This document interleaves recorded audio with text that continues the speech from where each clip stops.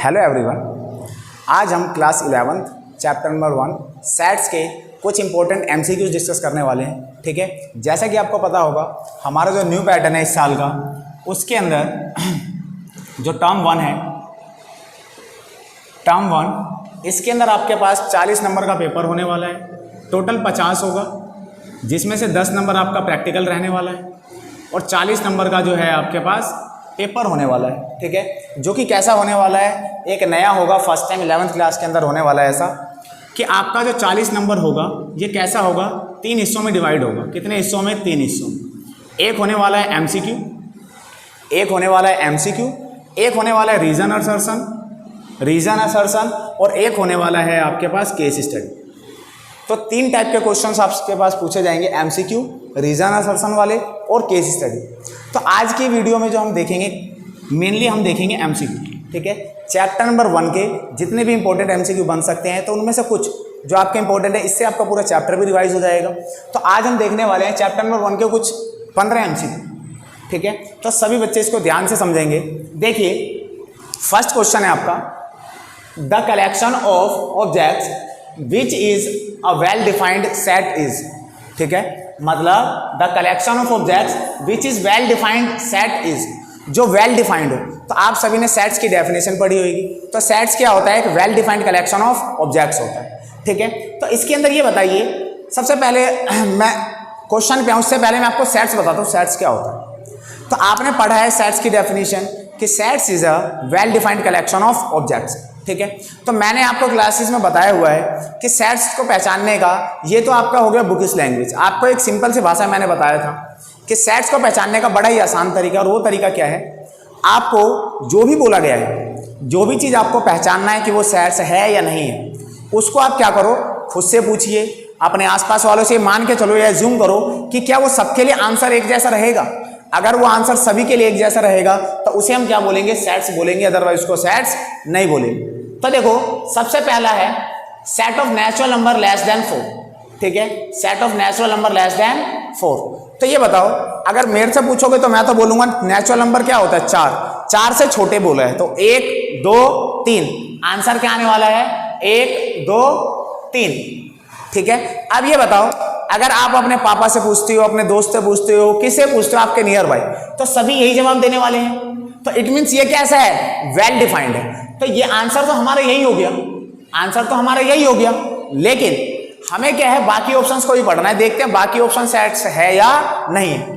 तो देखिए, दूसरे क्या बोला गया है? Set of different problem in maths class 11।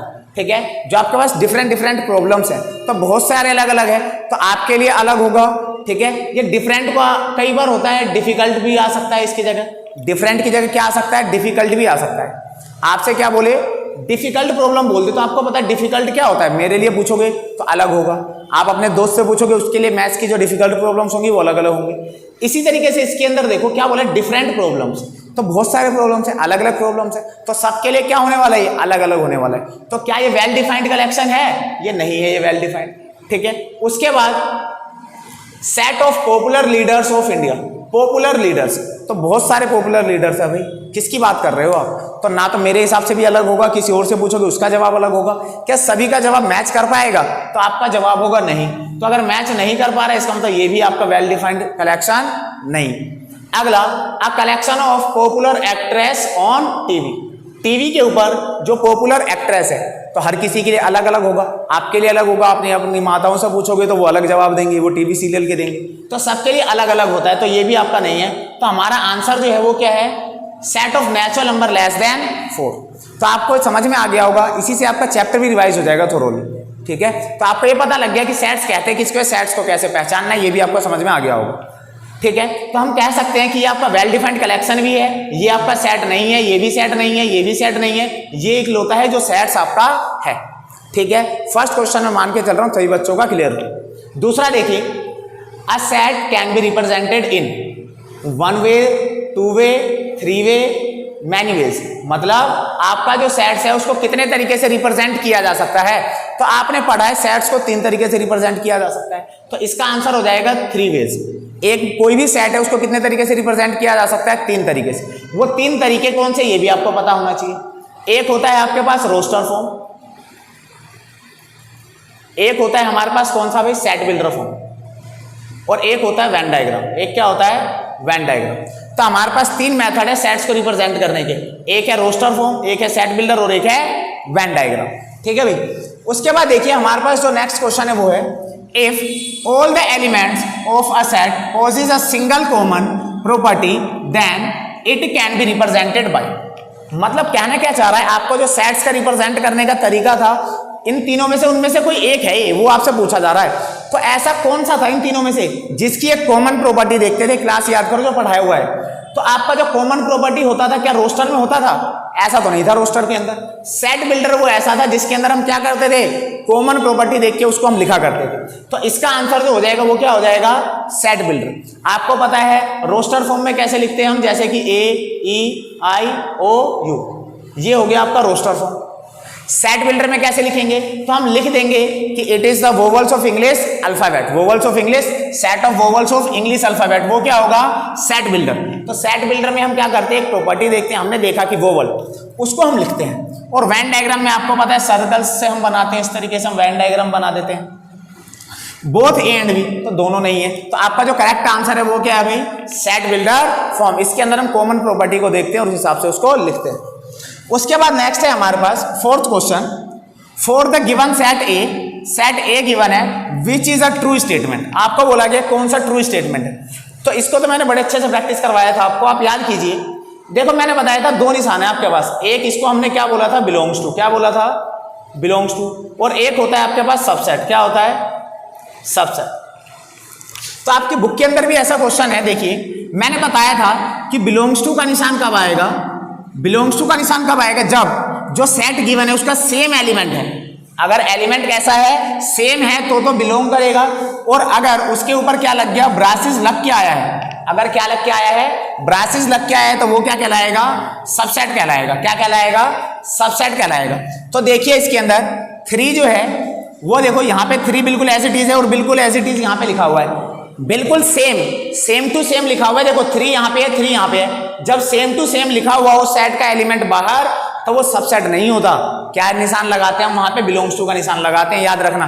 जब सेट के अंदर जो एलिमेंट है उसको सेम हम लिख देते हैं, तो वो क्या वहां पे क्या आता है, बिलोंग्स टू का निशान आता है। ये तो सबसेट है, इट मींस ये ऑप्शन हमारा गलत है। ये ऑप्शन क्या हो गया, इनकरेक्ट हो गया। दूसरा देखिए 5 6 सबसेट है ए का। तो देखो ये 5 6 भी तो एज इट इज लिखा हुआ है, जैसा अंदर लिखा हुआ है वैसे का वैसे ही कहां लिखा हुआ है, बाहर लिखा हुआ है। जैसा अंदर है वैसा ही बाहर है, इट मींस ये भी आपका सबसेट, ये आपका सबसेट नहीं है। क्यों, क्योंकि सेम टू सेम लिखा हुआ है, जो अंदर है वही बाहर लिखा हुआ है, एग्जैक्ट एज इट इज। तो वो क्या करता है, बिलोंग करता है, सबसेट नहीं है। वो क्या करता है, बिलोंग करता है। अब बात करते हैं इसकी। देखो अब देखो ये सेम चीज है, ये चीज तो सेम लिखी यहां पे, लेकिन इसके ऊपर एक ब्रासिस चढ़ा दी गई है। क्या लगाई गई है, ब्रासिस। तो अभी यही चीज तो बताया कि अगर सेम टू सेम है तो बिलोंग्स टू का निशान आएगा, लेकिन अगर उसके ऊपर एक ब्रासिस एक्स्ट्रा लग गया तो वो सबसेट हो जाएगा। तो ये ऑप्शन आपका सही है, तो सी ऑप्शन आपका सही है। डी देखते हैं, ठीक है। डी में क्या बोला गया है, 2 3, 2 और 3, ये बिलोंग्स टू कह रहा है, लेकिन बिलोंग्स टू नहीं होगा, क्या होगा, सबसेट होगा। क्यों, क्योंकि 2 और 3 एग्जैक्ट आए, ठीक है, लेकिन ब्रासिस के साथ आए हैं। जो लिखा हुआ है अंदर उसके ऊपर अगर ब्रासिस चढ़ जाए, क्या चढ़ जाए, ब्रासिस, तो वो क्या करता है, बिलोंग की जगह क्या कर जाता है, सबसेट बन जाता है। क्या बन जाता है, सबसेट। अब एक बार मैं फिर से समझा देता हूं, आपको समझ में नहीं आया हो, किसी को अगर कोई भी डाउट हो तो देखो, अगर कोई एलिमेंट है 2 है, अगर मैं 2 लिखता हूं तो ये क्या करेगा, बिलोंग करेगा सेट ए के अंदर। अगर मैंने 2 लिखा है तो 2 क्या करेगा, बिलोंग करेगा सेट ए के अंदर। लेकिन अगर मैं 2 के ऊपर ऐसे कर दिया तो ये क्या बन जाएगा, सबसेट बन जाएगा। क्या बन जाएगा, सबसेट बन जाएगा। ठीक है, मैं मान के चल रहा हूं सभी बच्चों को समझ में आ गया होगा। अगला क्वेश्चन देखते हैं। 5th में क्या बोला गया है, गिवन सेट ए दिया हुआ है A B C, set B दिया हुआ है D E F G। ठीक है, 1 2 3, इसके अंदर भी भाई ये आपका G नहीं होगा इसके अंदर। देखिए A B C and set B D E F दिया हुआ है। आपको क्या बोला गया है, then set A and set B are. Set A और सेट B जो है वो क्या है, तो सबसे पहला ऑप्शन जो है वो क्या, इक्वल सेट। तो आपको पता है इक्वल सेट होने के लिए क्या होना चाहिए, ठीक है, एग्जैक्टली सेम एलिमेंट होने चाहिए, एग्जैक्टली सेम एलिमेंट होने चाहिए। तो इनमें तो अलग अलग है, देखो A B C और यहाँ पे D E F अलग अलग हो गए, तो इक्वल सेट तो ये नहीं है। आगे बढ़ते हैं, क्या ये डिसजॉइंट सेट है, तो हमने पढ़ा था भाई डिसजॉइंट सेट कैसे सेट होते हैं, जिसके अंदर कुछ भी कॉमन ना आए। डिसजॉइंट सेट किसे कहते हैं, जिसके अंदर कुछ भी कॉमन ना आए। तो ए और बी के अंदर कुछ कॉमन आएगा क्या, सेट ए और सेट बी के अंदर कुछ कॉमन आ रहा है क्या, ध्यान से देखिए। तो आप बोलोगे सेट ए और सेट बी कुछ कॉमन नहीं आ रहा भाई। ये यहाँ पे ए अगर मान ले, अगर यहाँ पे ए मानते हैं, देखो ध्यान से समझना, अगर यहाँ पे ए है तो कुछ कॉमन आ रहा है क्या, ए कॉमन आ रहा है। क्या कॉमन आ रहा है, ए कॉमन आ रहा है, ठीक है। तो आपको पता है ए इंटरसेक्शन बी जो है यहाँ पे वो कितना आ रहा है, ए आ रहा है। कितना आ रहा है, ए आया। तो डिसजॉइंट तो नहीं है। आपको डिसजॉइंट की कंडीशन पता है, डिसजॉइंट कब होता है, जब ए इंटरसेक्शन बी क्या हो जाता है, फाई हो जाता है। तो मैंने इस क्वेश्चन को थोड़ा सा चेंज कर दिया, यहाँ पे ए लिख दिया। अगर यहाँ पे मान के चलो कुछ और होता, यहाँ पे जो पहले क्या था, यहाँ पे अगर डी होता तो डी ई एफ होता, तब तो इंटरसेक्शन नहीं आता, तो डिसजॉइंट हो जाता है। अगर यहाँ पे ए है तो ये डिसजॉइंट नहीं। अगला देखो इनफाइनाइट सेट। इनफाइनाइट सेट है क्या, ये दोनों नहीं। इक्विवेलेंट सेट है क्या, बिल्कुल इक्विवेलेंट सेट है। इक्विवेलेंट सेट में हम क्या करते हैं, कार्डिनल नंबर देखते हैं। क्या देखते हैं, कार्डिनल नंबर। इसके अंदर कितने एलिमेंट है, 1 2 3। इसके अंदर भी कितने हैं, 1 2 3। तो एन ए बराबर हो गया किसके, एन बी के। एन ए बराबर किसके हो गया, एन बी के। तो जब एन ए बराबर हो जाए एन बी के, तो हम उसे क्या कहते हैं भाई, इक्विवेलेंट सेट कहते हैं। क्या कहते हैं, इक्विवेलेंट सेट कहते हैं। डिसजॉइंट सेट बताया हुआ है आपको किसे कहते हैं, जब ए इंटरसेक्शन बी क्या हो जाए, फाई हो जाए। जब ए इंटरसेक्शन बी क्या हो जाए, फाई हो जाए, तो उसे हम क्या कहते हैं, डिसजॉइंट सेट्स। अब देखो जो पहले आपका ये क्वेश्चन था वो क्या था, डी था। क्या था, डी। अगर डी होता है ना तो हमारे पास 2 आंसर आ जाएंगे। कितने आंसर आ जाएंगे, ऑप्शन के हिसाब से 2 आंसर आ जाएंगे। एक तो डिसजॉइंट भी हो जाएगा और इक्विवेलेंट भी हो जाएगा। अगर हम यहाँ पे क्या ले लेते हैं, डी ले लेते हैं, क्योंकि A B C D E F कुछ कॉमन तो आ नहीं रहा, कुछ कॉमन नहीं आ रहा, इट मींस ये डिसजॉइंट सेट भी होगा। फिर आगे बढ़ते हैं। नेक्स्ट क्वेश्चन है क्वेश्चन नंबर 6। क्वेश्चन नंबर 6 में आप ध्यान से देखिए क्या बोला गया है, द सेट -1 से 1, -1 और 1 दिया हुआ है, in the set builder form can be written as. मतलब -1 और 1 को सेट बिल्डर फॉर्म में कैसे लिखेंगे। तो देखिए -1 और 1 बिल्कुल सेम लिख दिया, तो ये तो सेट बिल्डर नहीं है, ये तो आपका रोस्टर फॉर्म है। कौन सा फॉर्म है, रोस्टर फॉर्म बताया ऊपर अभी। x belongs to whole number, w मतलब होल नंबर, और x जो है 1 से छोटा है। होल नंबर 1 से छोटा तो 0 और 1 आ गया इसका। तो इस हिसाब से अगर हम चले बी वाली कंडीशन के हिसाब से तो 0 और 1 आ गया, जबकि हमारे को लाना क्या है, -1 और 1। तो ना तो ये है ना तो ये है, ए और बी तो नहीं है। सी में आते हैं, x belongs to z, z का मतलब होता है इंटीजर, z का मतलब इंटीजर। तो x 1 से छोटा, 1 से छोटे में क्या आ जाएगा आपके पास, अगर मैं बात करूं इसके अंदर 1 से छोटे में, तो इसके अंदर आ जाएगा आपके पास -3 -2 -1 0 1, और इधर भी आ जाएगा -4, आगे तक चलता जाएगा। तो इसके अंदर तो बहुत सारे आगे, तो ये भी नहीं है, ठीक है। अब देखते हैं डी ऑप्शन। देखो डी ऑप्शन में क्या दिया हुआ है, x is a solution of x square is equal to 1। अब आपको पता है x स्क्वायर बराबर 1 है, तो x की वैल्यू क्या आएगी, +-1। क्या आएगा, +-1। तो it means option D is the right answer. Option D is the right answer. आगे देखते हैं बेटा, देखो क्वेश्चन नंबर 7 देखिए। All the element of set A, ठीक है, all the element of set, जो भी ये सेट गिवन है, x is such that x belongs to integer, और मोड x जो है वो क्या है, 3 से छोटा है। मोड x जो है वो 3 से छोटा है। आप सभी को पता है मॉडुलस क्या करता है, वैल्यू को पॉजिटिव करता है। तो देखिए अगर हम 0 रखते हैं, क्या रखते हैं, 0, ठीक है, 3 से छोटा है, तो 3 से छोटे में क्या क्या आ सकता है, 0 1 2 3, सिर्फ 0 1 2 3 आएगा, एक ऑप्शन।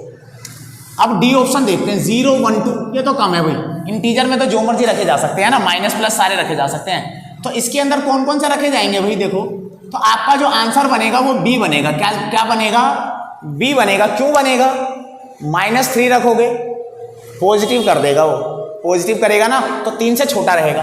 -2 रहेगा, वो 3 से छोटा। अगर मैं -3 रखता हूं तो -3 का मोड कितना आ जाएगा, 3। वो भी तो आपके पास क्या है, 3 से बराबर है। -2 रखेंगे तो वो क्या आ जाएगा, 2। वो क्या है भाई, 3 से छोटा है, ठीक है। उसके बाद अगर -1, तो आपका ये है जो सारे के सारे ऑप्शंस कवर कर रहा है। तो ये सारे के सारे एलिमेंट्स आ रहे हैं, all the elements of set जो इंटीजर से बिलोंग करते हैं। तो ये क्या है इसका सही आंसर, ठीक है। अब आपको लग रहा होगा और कोई आंसर क्यों नहीं हो सकते, तो देखो इसके अलावा अगर -4 लेते हैं, तो -4 जो अगर लिखते हो, तो -4 जो हो जाएगा वो क्या हो जाएगा, +4 देगा। वो 3 से छोटा होता है क्या, नहीं होता है। तो ये आपके सारे के सारे एलिमेंट्स आ सकते हैं, इसके अलावा और कोई एलिमेंट इस मॉडुलस के अंदर नहीं पुट कर सकते। तो ऑप्शन बी जो है इसका सही जवाब। अब आते हैं भाई क्वेश्चन नंबर 8 के ऊपर। क्या बोला गया है? द एम्प्टी सेट और नल सेट और द वॉइड सेट। देखो तीनों के तीनों इसके क्या है? सिनोनिम्स है, तीनों एक ही सेट का नाम है। नल सेट, वॉइड सेट और एम्प्टी सेट एक ही सेट के नाम है ये, ठीक है। एम्प्टी सेट के आपके नाम है, empty set, null set, void set, ठीक है। सबका मतलब होता है खाली, जिसके अंदर कोई एलिमेंट ना हो। तो इसको कैसे डिनोट करते हैं? तो क्लास में कितनी ही बार बताया होगा इसको कैसे डिनोट करते हैं। तो आपको पता है क्या बोला है भाई? Is denoted by the symbol. किस सिंबल से इसको डिनोट करते हैं? तो क्या इसको 5 से डिनोट करते हैं? तो आप बोलोगे हाँ भाई 5 से तो करते हैं, बिल्कुल करते हैं। क्या इससे करते हैं? बिल्कुल करते हैं। क्या इससे करते हैं? इससे हम नहीं करते। 5 जो होता है वो अपने आप में किसको रिप्रेजेंट करता है? एम्प्टी सेट को रिप्रेजेंट करता है। तो इसके ऊपर कभी भी ब्रासेस नहीं आएगा, कभी भी ब्रासेस नहीं आएगा।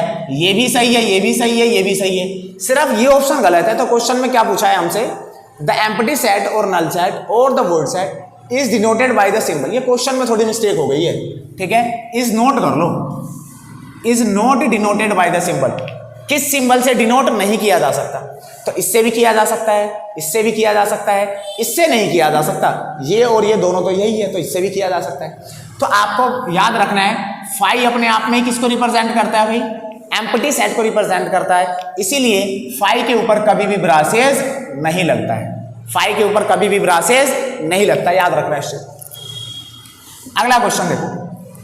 The cardinal number of the set of letter of the word mathematics. तो आपको पता है अगर हम मैथमेटिक्स को लिखेंगे ना तो कैसे लिखेंगे? देखो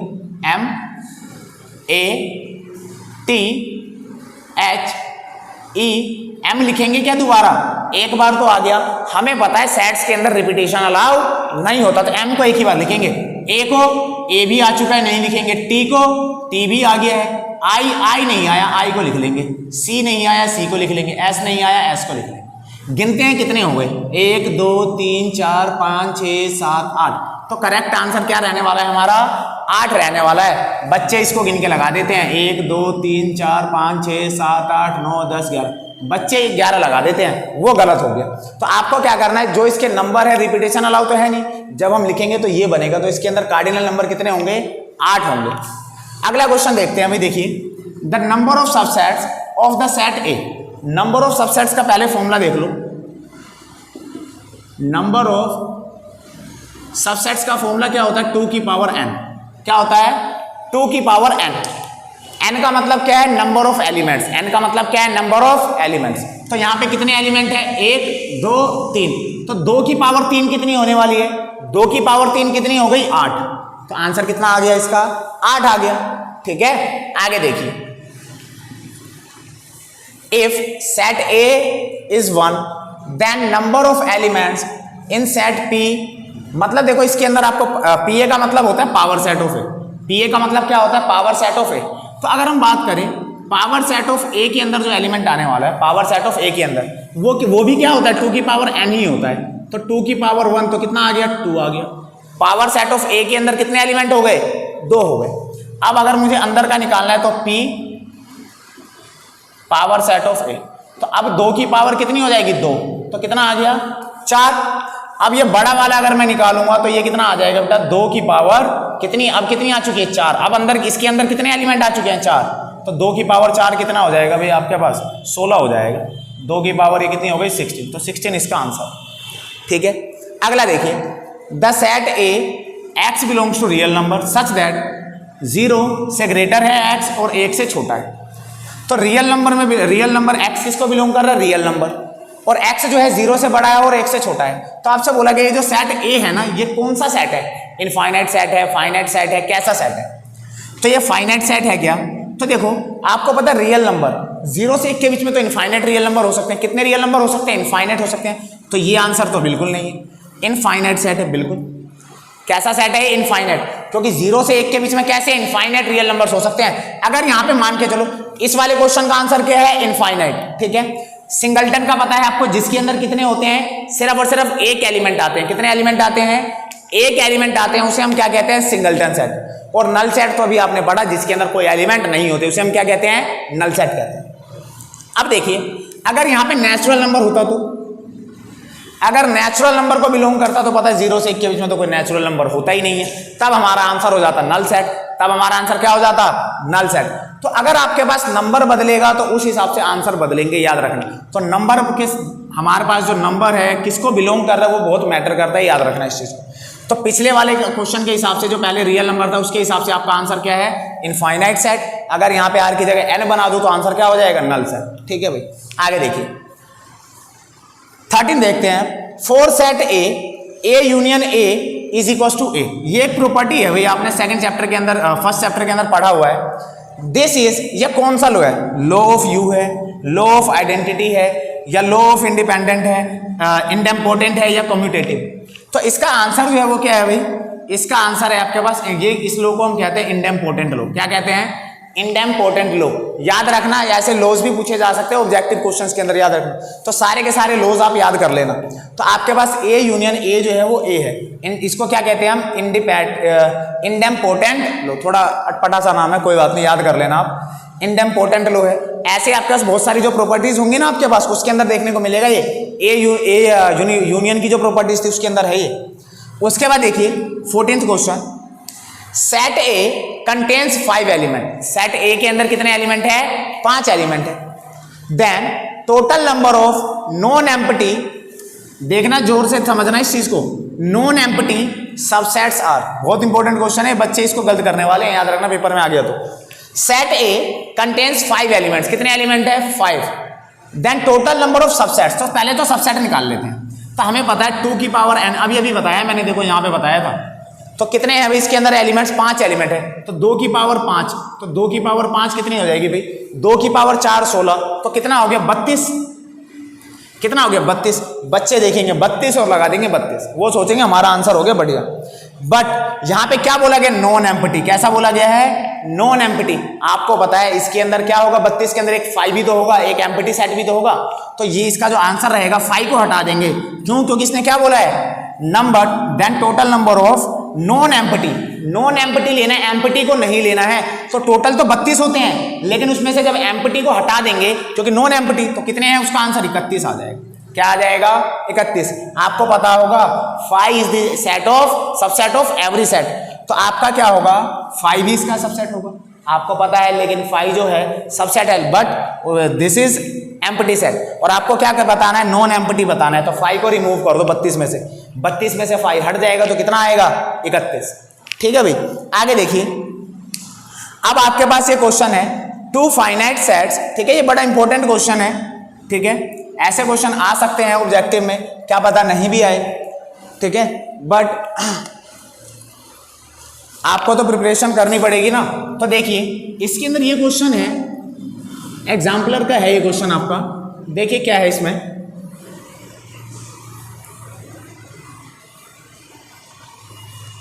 आपको क्या बोला गया है, 2 finite sets m and n।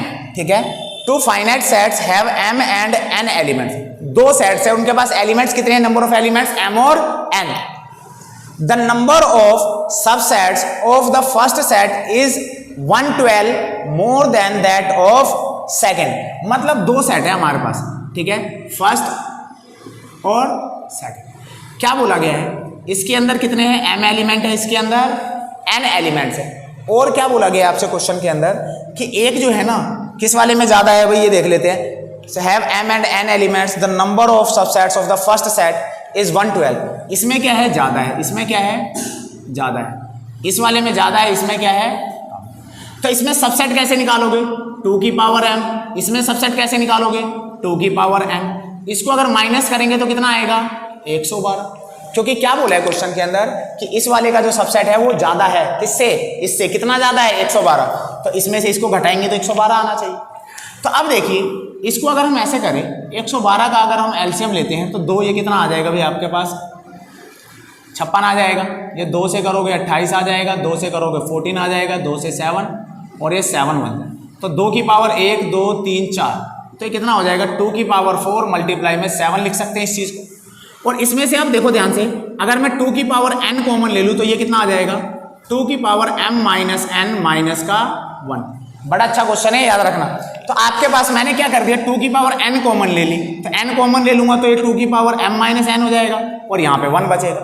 अब अगर हम कंपेयर करें, क्या करें, अगर कंपेयर करें तो अभी रुक जाओ, थोड़ा सा कंपेयर कर लेंगे, थोड़ी देर एक स्टेप और कर देते हैं। ये 1, क्या हम इसको ऐसे लिख सकते हैं, 2 की पावर 4 मल्टीप्लाई में 2 की क्यूब माइनस 1। 2 की क्यूब कितना होता है भाई, 8। 2 की क्यूब का मतलब 8 माइनस 1। अब देखो बिल्कुल सिमिलर है क्या, तब हम कंपेयर करवा सकते हैं। तो ऑन कंपेयरिंग 2 की पावर n बराबर 2 की पावर 4, तो यहां से n की वैल्यू कितनी आ गई आपके पास, 4। n की वैल्यू कितनी आ गई, 4। अब देखो 2 की पावर m माइनस n जो होगा ये बराबर होगा 2 की क्यूब, किसके बराबर होगा, 2 की क्यूब, ये वाला इसके बराबर होगा। तो n की वैल्यू तो आपके पास आ चुकी है, तो 2 की पावर m माइनस का 4 बराबर 2 की क्यूब। तो अब आपको पता है ये m माइनस का 4 जो होगा वो बराबर हो जाएगा 3 के, तो m की वैल्यू कितनी आ गई, 7। तो आपसे क्या बोला गया, रिस्पेक्टिवली इस्तेमाल किया गया है। इट मीन्स पहले m की बतानी है, दूसरी n की बतानी है। तो हमारा आंसर क्या हो गया, 7 और 4। तो वो ऑप्शन कौन सा है, 7 और 4, ऑप्शन बी। कौन सा है, ऑप्शन